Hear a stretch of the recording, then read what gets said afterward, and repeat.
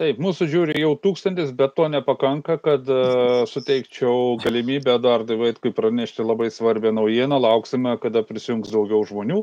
O aš prašau jūsų, pasidalinkit mūsų transliaciją socialiniuose tinkluose su pažįstamais draugais, kaimynais ir artimaisiais, kad prisijungtų daugiau. Kai pamatysim, kad daugiau prisijungia, tada suteiks Eduardui Vaitkui žodį ir Eduardas praneš labai įdomią naujieną.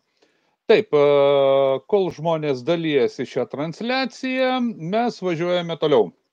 Valia klausia, domina jūsų vizija apie Lietuvos kaimą.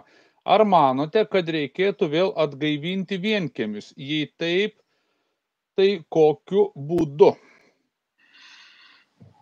Galiu pasakyti tik tai, kad man labai gražiai skamba vienkiemis pagal tą mano romantinį įsivaizdavimą.